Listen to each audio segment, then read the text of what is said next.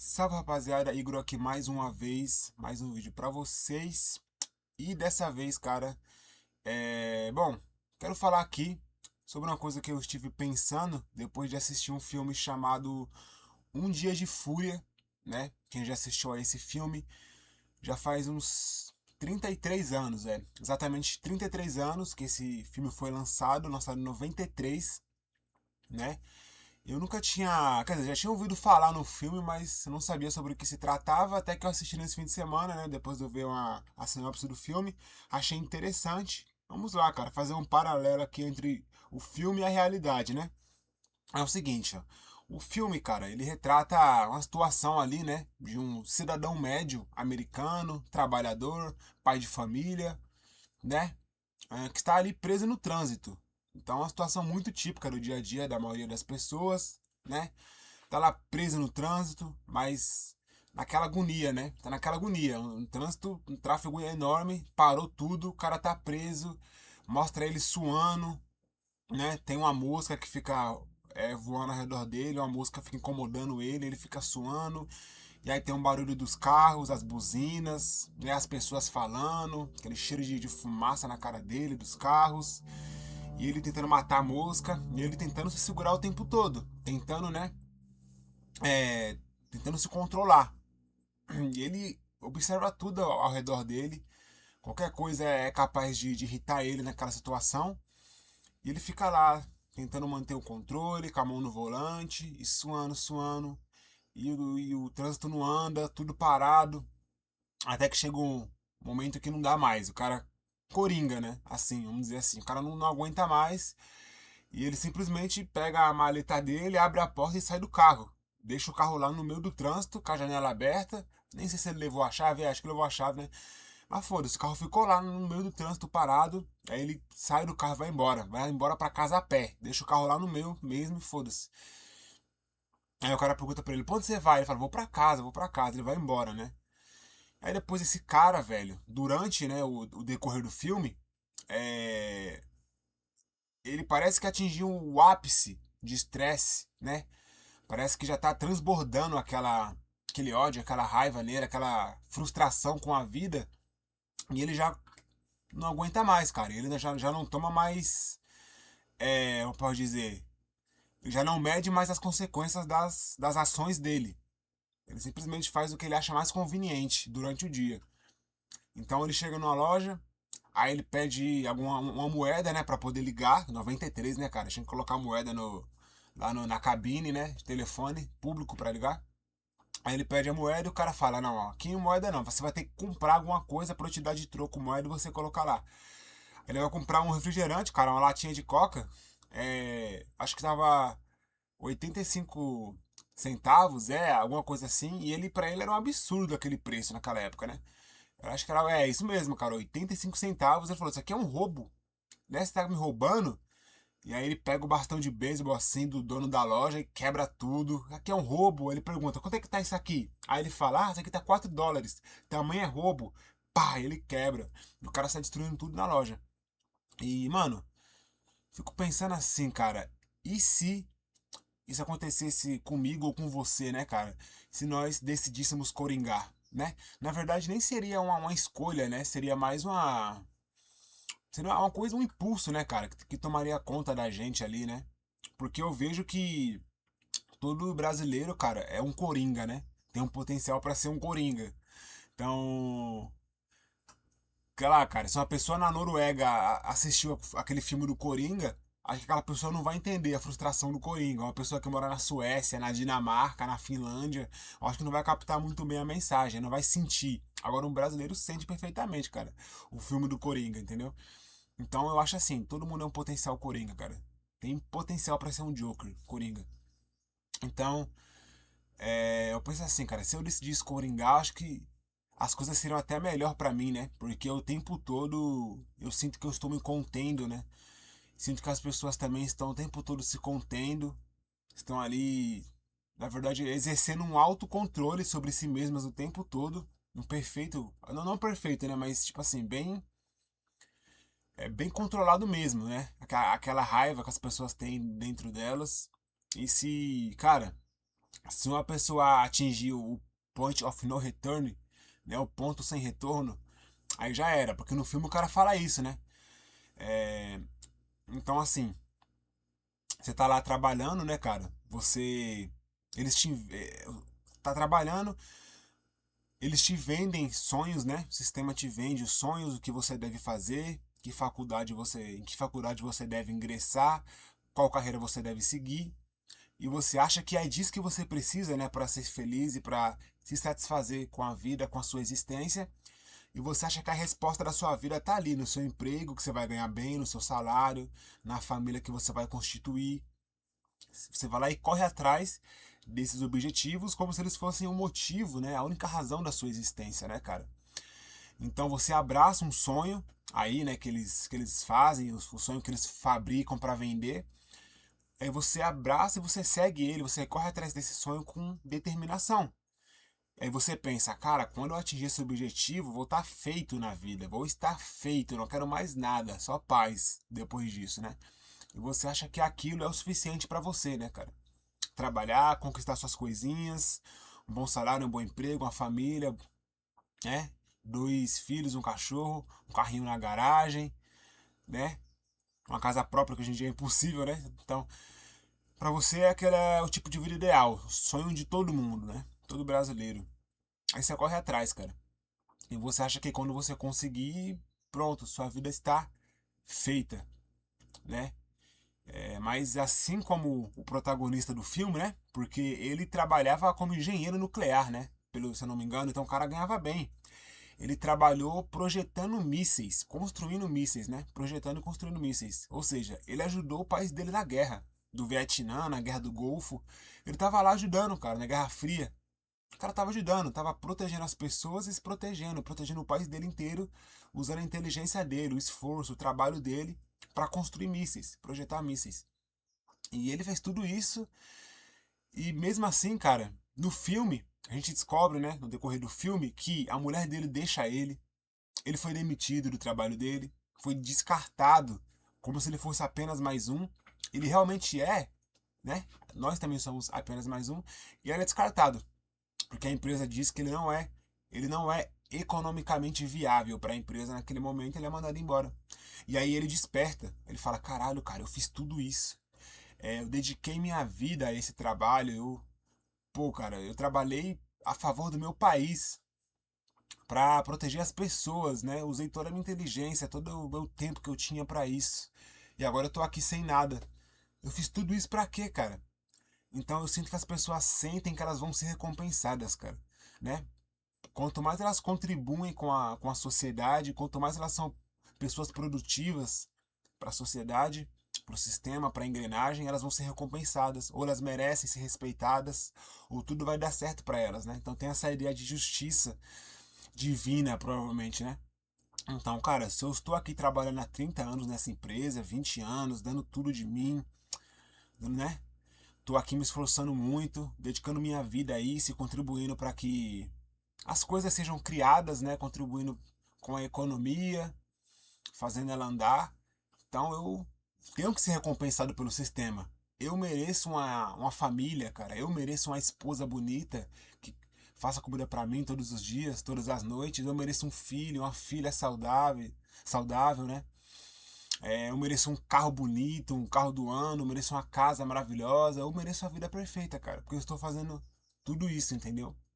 Então as pessoas acham que é isso, né, cara? Que um mais um é dois, né? Até falei no vídeo desses, né, cara? Que a vida é racional, né? Que você vai fazer, né? Se você planta hoje, amanhã você vai colher, assim, como se fosse um filme, né? Fosse um jogo, né? Você aperta um botão, vai lá e dá certo. Não, não é assim, né, cara? Então, as pessoas parecem que correm atrás desses objetivos esperando uma espécie de compensação, né? Além do dinheiro, né? O dinheiro pode até vir o dinheiro, às vezes nem vem, às vezes nem dá nem certo, nem esse aspecto profissional. Mas pode vir um dinheiro, pode vir um emprego, mas a vida pessoal do cara pode ser um desastre, cara. O cara pode trabalhar que nem condenado, se esforçar, mas isso não significa que ele vai ter uma vida feliz, uma vida perfeita. Então, no filme, o protagonista sente essa injustiça. Ele sente que ele foi enganado. Ele foi enganado pelos Estados Unidos, né? Pela América corporativa. Ele foi enganado. foi ludibriado. Porque falaram que ele precisava daquilo, ele precisava daquelas coisas para ser feliz. Se ele fosse, né, um trabalhador digno, né, uma pessoa produtiva, íntegra, de respeito, um bom cidadão, exemplar, a vida dele estava lá garantida. Ele seria feliz, que nem aquelas propagandas, aqueles comerciais que aparece uma família sorrindo, com os filhos na mesa, né, cara? Comercial de manteiga, tá todo mundo sorrindo na mesa, comercial de Coca-Cola, né? E acho que vai ser assim. E não é assim, né, cara?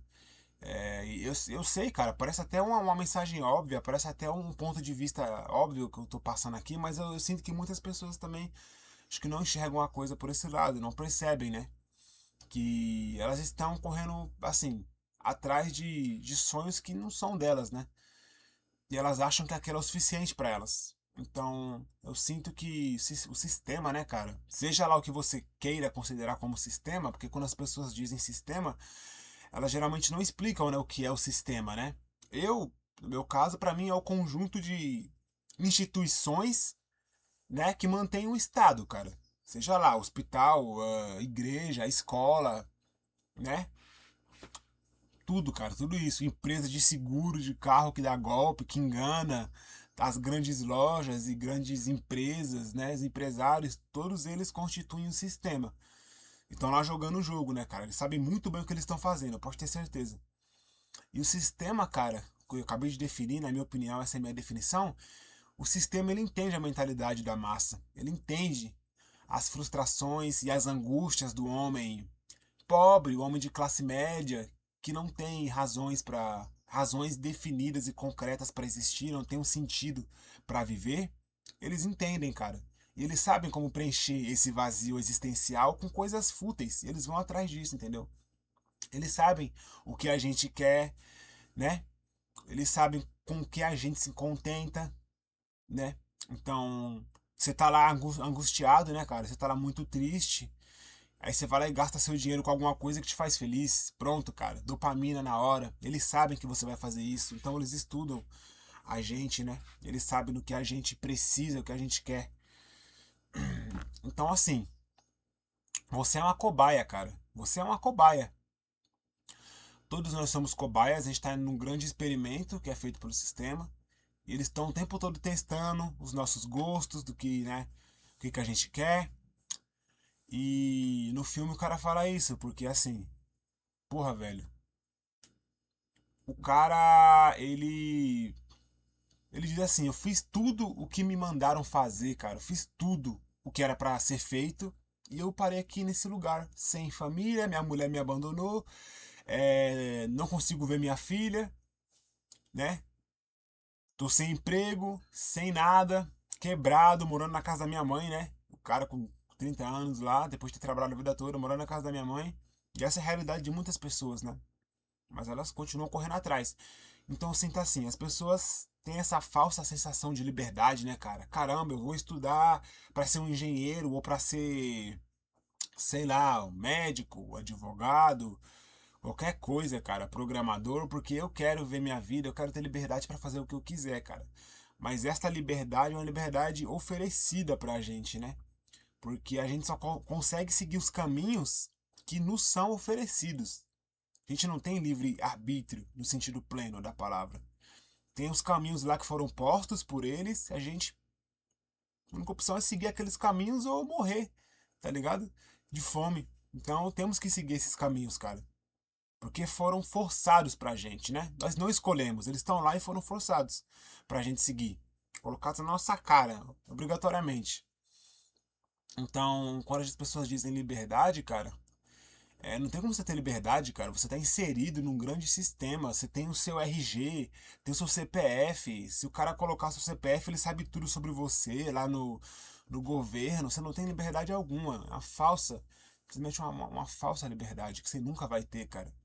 Nunca vai conseguir ter. Não é mesmo? Então, cara, esse foi um filme muito interessante que eu assisti esse fim de semana, né? Um dia de fúria. E eu cheguei a essa conclusão, né? Na verdade, já tinha essa conclusão, né? Esse pensamento. Só estou expondo aqui para vocês. Não sei se vocês concordam, mas a ideia geral que eu quero expressar aqui é a seguinte, cara. que não existe uma espécie de recompensa, nem uma espécie de compensação, né? Ah, você trabalhar, você dar sua vida pelo seu trabalho e se orgulhar de ser um cidadão, cara, isso não vai te garantir segurança alguma, não vai te garantir estabilidade alguma. São ideias falsas de segurança, tá entendendo? Você pode contribuir, cara, mas você pode. Você é um nada, entendeu? Você é um zero à esquerda pro sistema. Você vai ser facilmente descartado. Se morresse agora, você não ia fazer falta, cara. Tá entendendo? Não ia acontecer absolutamente nada. Então é isso, velho. Se você acha que você merece um lugar ao sol, você merece, né? É, uma espécie de prêmio por ter passado a sua vida toda contribuindo para a sociedade, não é isso que vai acontecer, cara. Muito pelo contrário, você vai mesmo se fuder. Que nem um cara do filme se fudeu, tá entendendo? E acabou, né? Não vou não, quase que eu dei spoiler, mas enfim, cara, é isso mesmo, né? Então, assim, eu acho que o tempo que nos resta, cara, eu acho que a melhor escolha mesmo é você tentar se tornar aquilo que você já é, né, cara? Tentar se tornar aquilo que você é. Não sei, de alguma maneira, seja lá o método que você use, o caminho que você escolha, você tem que tentar se escutar, não é mesmo, cara? Para você não se confundir, porque são muita informação jogada ao vento, são muitas coisas hoje em dia, né? Nessa era da tecnologia, onde tudo é muito rápido, onde a informação se espalha muito rápido, a gente tem que se preservar dessas coisas e tentar, sei lá, cara, se isolar, criar um domo, né, ao nosso redor e se proteger do mundo, cara, de alguma forma, se proteger de tudo isso, das propagandas e tentar se escutar, entendeu? Vivermos à parte, totalmente à parte. Esse é o meu conselho. Observar tudo bem de longe, sem se envolver muito, cara. Para você manter uma boa visão do que está acontecendo. Você enxergar de longe, né? Não se confundir ali com a massa, com as pessoas. Para mim, essa é a melhor escolha. Se manter distante. Para você saber onde você está, quem você é. Se escutar, basicamente, praticamente, né? Então é isso, velho. Não existe nenhuma. Não vai ter nenhum prêmio, nenhum pote de ouro no final do arco-íris, tá? E nada é garantido nessa vida, nada é certo, né? E, cara, eu vejo, por exemplo, meu pai, né, velho, que tudo bem, não tem estudo, né? Não tem estudo no sentido onde ele pode usar um conhecimento técnico que ele aprendeu em alguma instituição de ensino para conseguir exercer uma determinada profissão. Não tem esse tipo de estudo. Mas ele trabalhou a vida toda, cara. Ele tá trabalhando até hoje, né? E eu tenho a sensação, cara, depois de 35 anos, 30 anos trabalhando, de que ele é só mais um, tá entendendo?